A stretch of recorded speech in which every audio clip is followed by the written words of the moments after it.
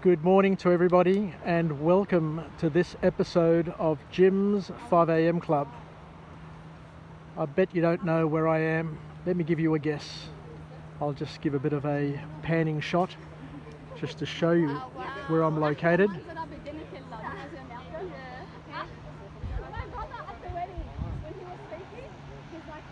For those who know New South Wales, for those who know Port Stephens, you'll recognise this spot. I'm up here on Mount Tomaree at the lookout, and it's a glorious summer's day, and as you can see we've got a parade of beautiful beaches. Let me just name these beaches for you. The first beach down here is called Zenith Beach. The next one is Box Beach. The next one over there is Wreck Beach, and then we've got the Spit, which joins Fingal Bay Beach to Shark Island. And you can sometimes, when there's plenty of sand there, walk across the Spit onto Shark Island, and there's a lighthouse over there in the corner with a lighthouse residence which has been burnt down, but it's a beautiful walk. And over there, especially during winter, you can be at that point and see whales breaching as close as 100 meters offshore. It is absolutely spectacular. Anyway, what happened a couple of years ago was that over there on the Spit, the wave action actually swept a lot of the sand away, and even now at low tide there is plenty of water washing across that sandbar, and it is quite treacherous and not recommended to try and get across. But the day will come where the sands will wash back and we'll be able to reconnect with Shark Island. Anyway, what I'd like to do today in the tradition of Jim's 5am Club is go through a book summary. And today's book summary is entitled Towards a Psychology of Being by an author named Abraham Maslow, a very famous scientist and psychologist. And he talks about psychology in a way that is, I guess, easily appreciated and easily absorbed. So one of the quotes that come from his book is where he says that one can choose to go back and retreat to safety or forward to growth. And growth and development, this is an important point for each and every one of us, regardless of our age or our station in life.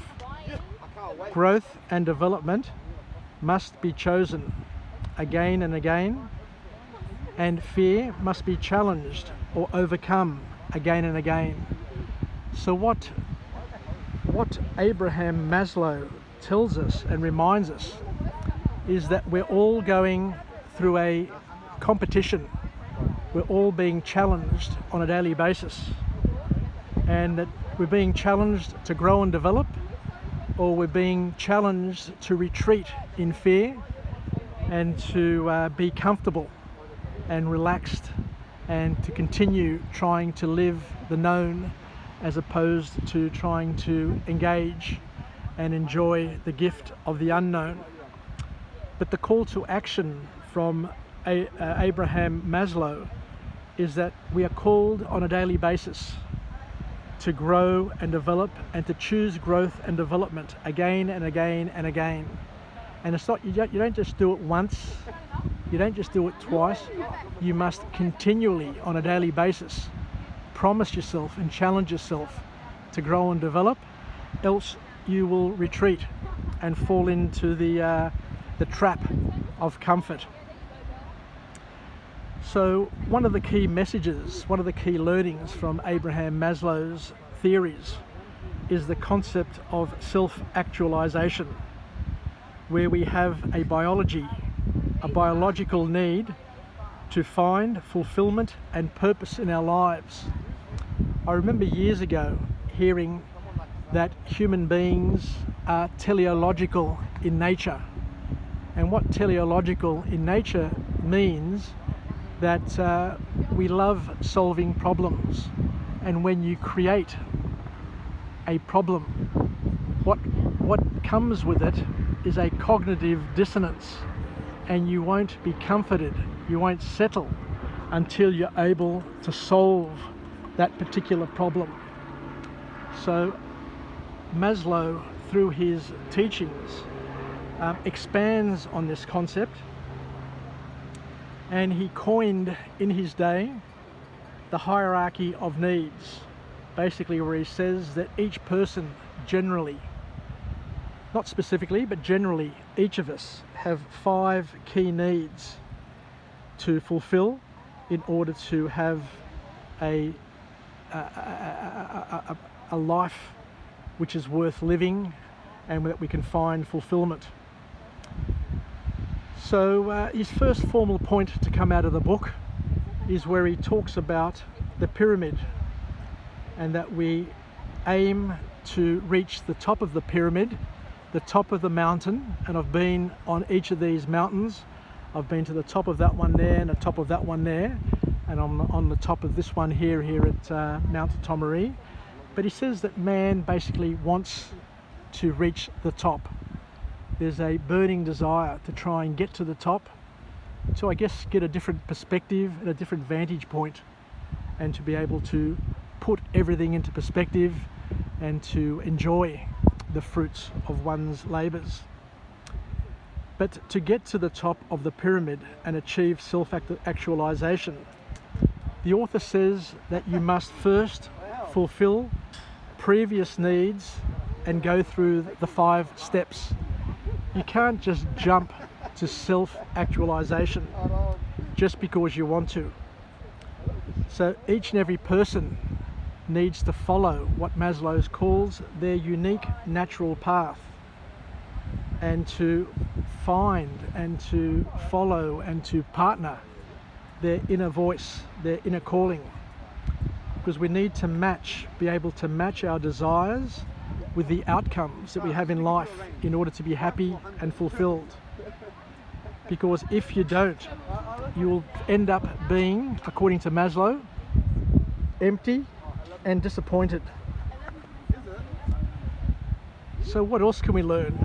So what he's inviting us to do is to grow and develop and to follow each of these steps, and to climb the steps of the pyramid, and to hopefully get to the top of the pyramid one day and be able to look back at one's life and to admire the fruits of their works, and to hopefully have good works to report and good experiences and relationships to have had along the way. So the 5 steps that Maslow talks about that each person needs to deal with one by one. The first one is the physiological needs. You know, we need to survive, we need to live, and in order to do that, we need clean air, clean water, we need reproduction, we need shelter. So we need all these basic things in our lives that are critical for our survival. And hence, that's what parents are here for. Parents are here to help a child grow, develop and traverse the risks in life, and to have clean water, food, shelter, and all of those abilities. The second point, which once again is a fairly basic one, but one that needs to be ensured and catered for, and that's personal security. You know, we need to have our health, we need to be able to work and earn an income, we need to have a support structure around us. The third point, so the first point is physiological, the second one is personal security. The third one is that people need a sense of love, to love and to be loved, to belong, to be part of a family, a community, to feel a connection with people, with things, and maybe with a job, a career, but to feel connected, to be able to add value and to be recognized for that value, recognized and appreciated, which is the next point. So people seek esteem. We need respect from others. We need recognition. We need freedom and autonomy. And that's why I've worked many years in many organisations. And without doubt, the greatest feeling from a professional career perspective is when you have peer recognition, when you have the people around you, the people who you work with, recognise and acknowledge your efforts and make you feel as if you're a contributor to the team and a key contributor to the outcomes. And then the fifth item on the pyramid, the last and highest point, is the self-actualization, where you basically can rid yourself of everything else and be able to survive without people's attention, without, too much food, without the luxuries, without all the other things that you craved for so much as a young person. So we basically empty ourselves of all of those things that we loved and cherished and wanted, and we basically can survive independently, so to speak, of everything, but also know that we're dependent and interdependent, but not need all of those things as much anymore. The second point that the author makes here, where he talks about the importance of the state of being fulfilled, where we can see people as people. We don't see colours, we see people. We don't see races, we see people. We don't see religions, we see people. So it's all about having the ability to rid yourself of as many biases as possible and to see the world as it is for the glory and beauty of creation that we have available to us.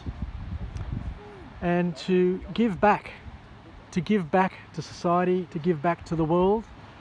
But the important thing to understand is that you can't give back until you first filled yourself.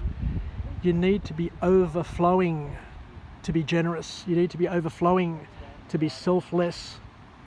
And the problem is that a lot of people starve themselves of all those needs, all those steps along the way, and for that reason they can never get to a point of being generous, because, as we said, they haven't filled themselves.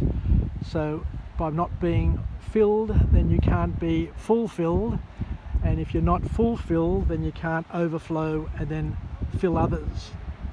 So it's an important thing to be selfish to a certain extent, to be able to achieve certain needs and requirements that each human needs in their lives to get to a certain point. And once you get to that certain point, then you can let go. Then you can be yourself and you can give to others. So the last point to come out of this magnificent text, entitled Toward a Psychology of Being by Abraham Maslow, is where he talks about the importance of being creative. Because once self-actualized, you have more time to see the world for what it is, rather than being busy trying to fulfill your needs and finding fulfillment yourself. By being self-actualized, according to Maslow, you will experience connection easier. You'll understand your usefulness. You'll understand what your strengths are, what your weaknesses are, what you're prepared to do and what you're prepared not to do. But Maslow also says that one of the keys is to return to being childlike in your view of the world, to be curious and to enjoy that curiosity, and to understand that we can be right, we can be wrong, and we can be both at the same time. And it doesn't really matter all that much. Once you get to a point of self-actualization, then you can deal with the disappointments in life, and it's just like water off a duck's back, and it no longer riles you, according to Maslow. So by being curious and joining the dots, we're able to learn more and learn more freely, because we are less inclined to be infected with the biases that have impacted us and influenced us over our lives.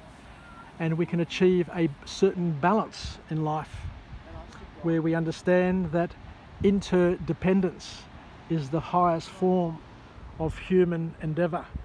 Because as we know, that as a child you are dependent. You are dependent on your parents, your uncles, your aunts, your teachers, on society to help raise you and look after you. And then when you become a teenager, you seek independence. You don't want to depend on anybody. You just want to depend on yourself. But it's only when you age, when you grow older, and you start to lose some of your confidence, that you realise that the true gift of humanity is to be interdependent, where you depend on certain people and they depend on you, and it's a flow. It's like an ebb and flow. It's like the waves coming in and out. You give and take. You love and you receive love. You belong and you allow others to belong as well. And you become more of a community-focused individual, where you learn to cooperate, to collaborate, and you look for win-win as opposed to win-lose in your life. Anyway, thank you very much for taking the time to hear me out and to vicariously enjoy this magnificent view, this magnificent vista that I have presented here before me. It is a spectacular day. This morning when I woke up at 5, it was raining and it was looking like it was going to be a terrible day. But come 7 o'clock, the sun came out, the wind died down, and it's just a beautiful, the most beautiful summer's day.